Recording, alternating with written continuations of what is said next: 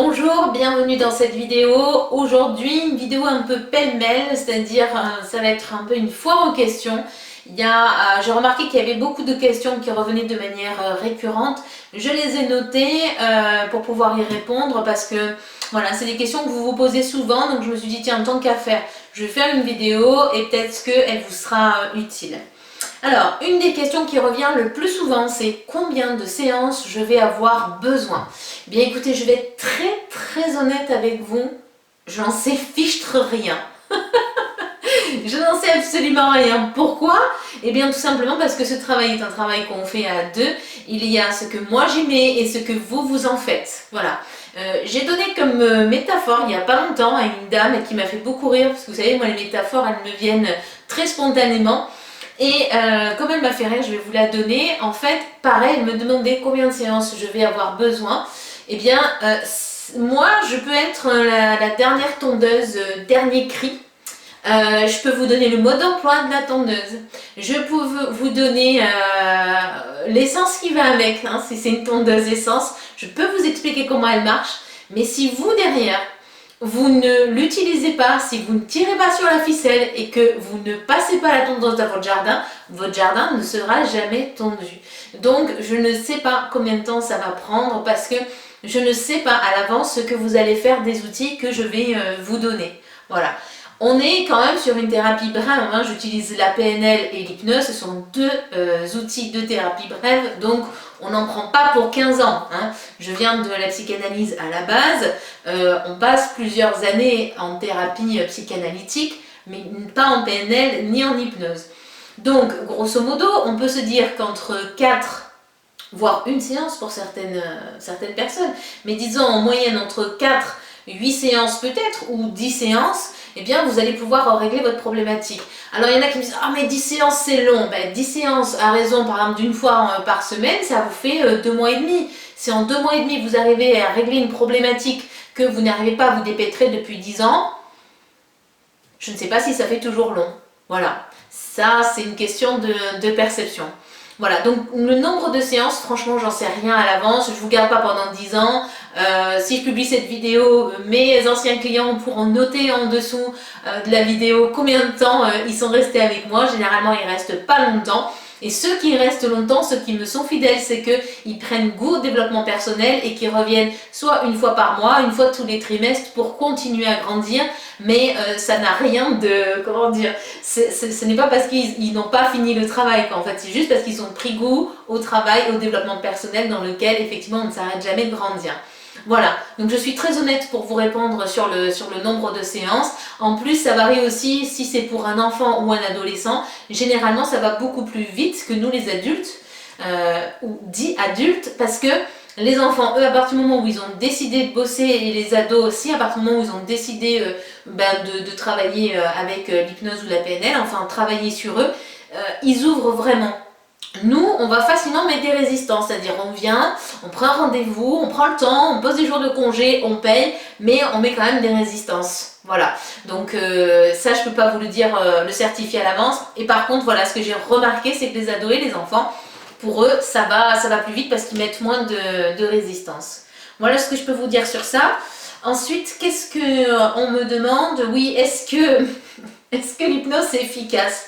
Heureusement que j'ai pas un ego surdimensionné quand on me demande ça, parce que est-ce que c'est efficace? Mais écoutez, si je le propose a priori, c'est que moi je le trouve efficace. Charge à vous d'avoir un avis différent, mais moi je trouve que c'est efficace. Mon propre avis à moi, c'est que j'aime bien travailler avec la PNL et l'hypnose. Alors on va déjà définir ce qu'est la PNL. La PNL, c'est P pour programmation, N pour neuro, L pour linguistique. Donc c'est toutes les programmations que l'on se donne grâce à notre linguistique. Donc on programme au niveau neuronal avec notre linguistique, alors que nous on se donne en se disant par exemple je suis nulle et j'arriverai jamais à rien, ou qu'un instituteur nous a donné par exemple dans l'enfance en nous disant toi t'es nul, tu réussiras jamais rien dans ta vie. Voilà, ça c'est la PNL, donc c'est ce qui nous permet en fait de déprogrammer des schémas qui ne sont pas positifs pour nous. Bien. Donc j'utilise ces deux outils de thérapie brève, la PNL et l'hypnose. L'hypnose, c'est un outil qui vous permet de déprogrammer des vieux schémas au niveau inconscient. Voilà, donc la PNL permet de déprogrammer au niveau conscient et l'hypnose permet de déprogrammer au niveau inconscient. Les deux, pour moi, sont ultra complémentaires et quasi indissociables. Voilà pourquoi lors de la première séance, je ne fais jamais d'hypnose et ça ne veut pas dire qu'on n'a pas travaillé. Ça aussi, c'est quelque chose qui revient très souvent. Ah ben la dernière fois, on n'a pas travaillé, on n'a fait que discuter. Alors, pareil, heureusement que je suis quelqu'un de plutôt bonne humeur. D'ailleurs, Laetitia en latin, ça veut dire joie, heureusement, parce que bien sûr qu'on travaille dès la première séance, même si on ne fait pas d'hypnose. Donc, est-ce que l'hypnose est efficace? Oui, mais c'est toujours pareil. Est-ce que la tondeuse est efficace? Oui, si vous l'utilisez en fait. C'est toujours la même chose. Oui, si vous prenez le temps de l'utiliser. Moi, disons, je suis votre couteau suisse, voilà, et je vais vous apporter tous les outils du couteau suisse. Maintenant, charge à vous de l'utiliser, parce que c'est bien beau d'avoir votre couteau suisse dernier cri, mais si vous ne l'ouvrez pas, si vous ne l'étraînez pas un peu et l'essayez dans les situations au quotidien, ben ouais, vous allez garder dans votre poche, vous allez savoir, et vous allez faire comme Madame Je sais, elle se reconnaîtra, qui me dit, à chaque fois je lui dis quelque chose, oui mais ça je sais, oui mais ça je sais, comme si je devais lui apporter autre chose, alors que non, si vous le savez, utilisez-le. Vous avez le couteau suisse, vous le voyez, je vous ai donné les outils, maintenant utilisez-le. Voilà, donc est-ce que c'est efficace? Oui, c'est efficace, l'hypnose comme la PNL, moi je fais le combo des deux, il y a des choses qui pour moi sont importantes que vous puissiez connaître avant de partir en hypnothérapie, c'est-à-dire que vous puissiez comprendre quel est votre mode de fonctionnement à vous, dire que moi quand je vous écoute parler, j'entends vos programmations, mais je ne veux pas que vous soyez dépendant de moi. Donc l'idée c'est que je vous fasse comprendre au travers des fois de jeux, le jeu des trombones pour ceux qui connaissent, et d'autres jeux, des dessins que je peux vous faire, justement que vous puissiez comprendre quel est votre schéma actuel, comme ça ensemble, bien on va déprogrammer cet ancien schéma et ensemble on va surtout le reprogrammer, parce qu'il n'est pas tout de déprogrammer, il faut aussi reprogrammer. Bon ok, j'en entends certains qui se disent, mon Dieu, mais qu'est-ce qu'elle déprogramme, reprogramme, elle nous a pris pour des ordinateurs? Ouais, un peu, dans le sens où votre cerveau est un très très bon ordinateur. C'est-à-dire, quand vous avez des schémas de programmation du genre je suis nul et j'arriverai jamais à rien dans la vie, l'idée c'est de déprogrammer ça, donc d'aller voir comment vous pouvez déprogrammer ça, on le fait ensemble, et ensuite de programmer derrière une nouvelle croyance. Je peux le faire puisque j'ai fait tel et tel truc, donc en fait je suis pas nulle, mais comme je dis souvent, moi je comprends vite quand on m'explique longtemps. Donc c'est pas que je suis nulle, c'est que j'ai besoin qu'on m'explique longtemps. Donc, et on remet une nouvelle programmation. Bien sûr, je vous dis ça à la légère, mais même si dans mon cabinet, tout est pris de manière très, légère, on fait du bon travail, parce que pour moi, on fait du bon travail que quand on est dans une bonne ambiance. Après, si vous n'aimez pas ça, charge à vous de trouver un autre thérapeute, il n'y a pas de souci avec ça. Mais pour moi, j'aime être à l'aise avec mes clients et j'aime que mes clients soient à l'aise. Donc là, pour revenir avec nos programmations, l'idée c'est de regarder quels sont les schémas, de vous rendre autonome en vous montrant, moi, où sont vos schémas, les déprogrammer et les reprogrammer ensemble pour que demain, quand vous repartiez chez vous, déjà vous n'ayez pas confiance qu'en moi, mais que vous ayez confiance en vous disant « Ouais, yes, j'ai le couteau suisse entre les mains et maintenant je peux l'utiliser à n'importe quel moment. » Voilà, donc ça rejoint aussi un peu la première question, combien de séances je vais avoir besoin, ça dépend si vous utilisez ou pas les outils que je vous donne, si vous êtes dans la résistance ou pas. Voilà, ces deux outils, PNL et hypnose, sont très complémentaires. La PNL vous permet de comprendre au niveau conscient ce qui se passe comme schéma chez vous, et l'hypnose va permettre de reprogrammer certains schémas qui sont inconscients chez vous, et très souvent des schémas qui viennent de l'enfance, ou même si vous comprenez au niveau conscient que ces schémas-là, ils ne sont pas bons pour vous, mais inéluctablement, vous faites toujours la même chose. Donc, même si après cette compréhension-là, vous n'arrivez toujours pas à votre but, eh bien, c'est là où l'hypnose va venir en appui.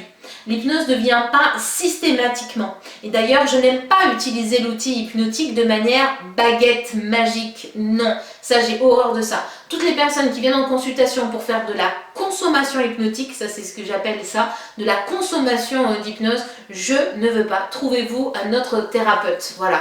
Moi, je suis là pour vous, je suis là pour votre développement personnel, je suis là pour votre objectif et je vais utiliser toujours le meilleur outil pour vous. C'est pas de l'hypnose pour faire de l'hypnose ou de la PNL pour faire de la PNL. Non, ça sera des fois alternativement dans une séance. On peut mettre les deux si on a le temps. Mais ça va toujours être le meilleur outil pour vous. Moi, je passe 1 heure ou 1h30 ou 2 heures en fonction du rendez-vous que vous aurez choisi. Mais focus sur vous dans l'idée d'atteindre votre objectif. Voilà. Il me faut aussi votre concours là-dedans. C'est pour ça que je ne travaille pas qu'avec l'hypnose, parce que je ne veux pas simplement que vous vous allongiez en disant bon voilà, Laetitia elle va régler le problème, elle va faire une petite séance d'hypnose et allez hop, ça va aller. Non, c'est un peu comme ah j'ai mal à la tête, je prends un Doliprane, je l'avale et ça va aller. Non, le développement personnel c'est pas ça. C'est pas ça. Ça demande un minimum quand même d'efforts, d'investissement. Pas d'efforts tant, mais d'investissement. Donc voilà pour cette question.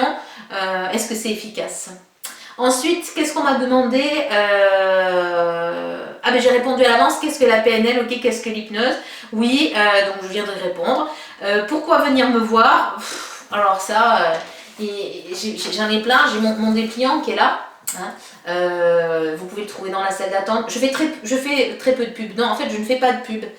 Vous allez trouver mon dépliant chez les gens qui ont bien voulu le récupérer chez moi et l'amener chez eux quand ils sont des professionnels et qui le déposent. Moi, je ne fais pas de pub. Ma meilleure pub, c'est vous. C'est de dire à ceux qui vous entourent que vous avez été contents. Mais je ne fais pas de pub.